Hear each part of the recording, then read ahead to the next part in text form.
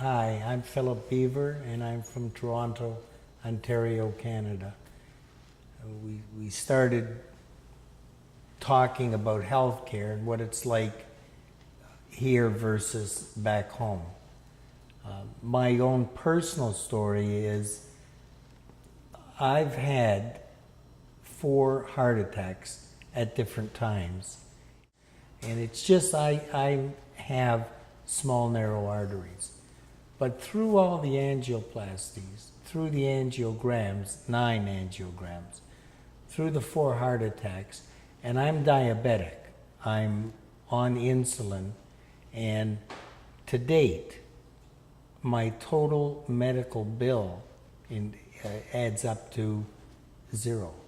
I have never been presented with a bill for $1 for all the treatment that I've received over the years. And they've been just wonderful with me. If someone was to say to me, tell me, knock the system, tell me what's wrong. You were saying before, some people have to wait for certain things, and that's true. If you have, I don't know, not life-threatening.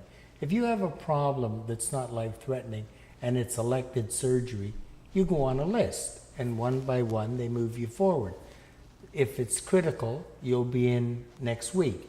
If it's not critical, I don't know what the waiting period is because I've never had anything like that.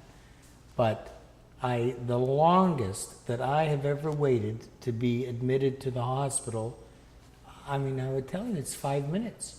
You go to emergency, they take you in, you're on a cot, they examine you, you're in a bed, and it's never been any other way.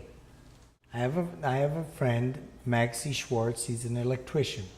And Max loves skiing, and he was in Collingwood, north of Toronto, but he wasn't skiing. He was standing there talking on his skis, and he slipped, and he hit the ground in an awkward position, and he broke his neck. And Max is paraplegic now. And he's in East York General Hospital. He's been there over 3 years. He's really, really in trouble. Well, Max, the place that he's in, East York General Hospital, and they have a wing for people with those type of injuries. It is spotless. It's clean. It's bright.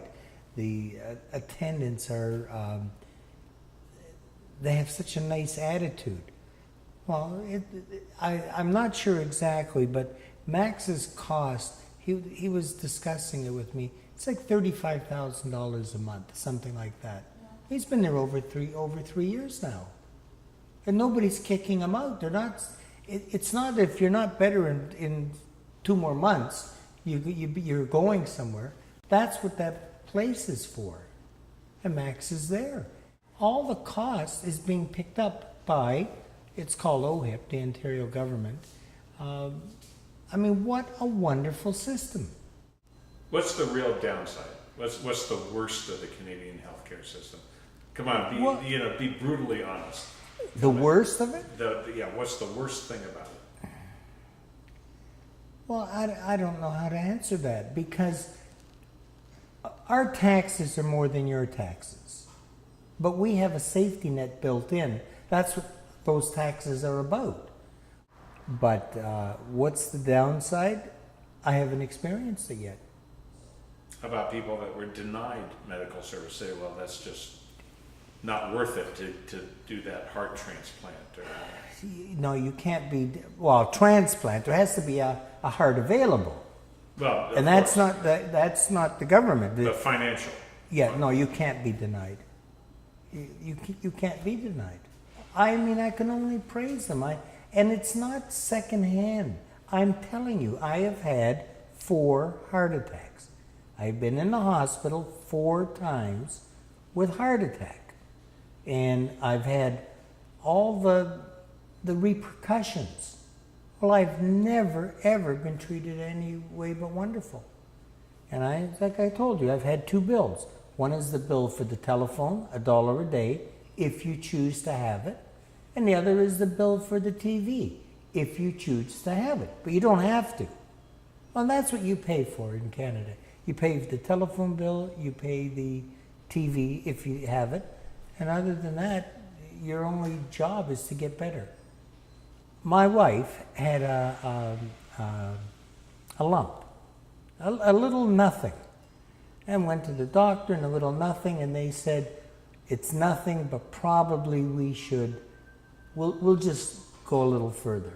And they, with a needle, they drew some biopsy. They did a biopsy, and they said, I think we have to go a little further. And the next thing was, my wife had a mastectomy, and they had to take out the lymph nodes on the one side. So she had a mastectomy, she had lymph nodes removed on the one side, and again, everything was looked after. Everything, I mean, the radiation, the chemotherapy. She's fine, it's 3 years. She's 3 years clean. Everything was looked after by our health system. My wife is alive and fine, and we've had 2 grandchildren since she got sick. Married off 2 daughters, had 2 grandchildren. We live a very full life. Again, we were never presented with a bill. And was the treatment good? Yes, the treatment was good. She's, not to say she wouldn't be fine here, but of course somebody had to pay for it. Well, we've never been presented with a bill. And what is your tax rate? 80-90%? No. The highest, you can pay up to 50%. You can pay 50% if you're earning a very good living. So the word that we hear in the U.S. that Canadian healthcare is inferior or second class, or you're not seeing that as a first-hand customer of Canadian healthcare.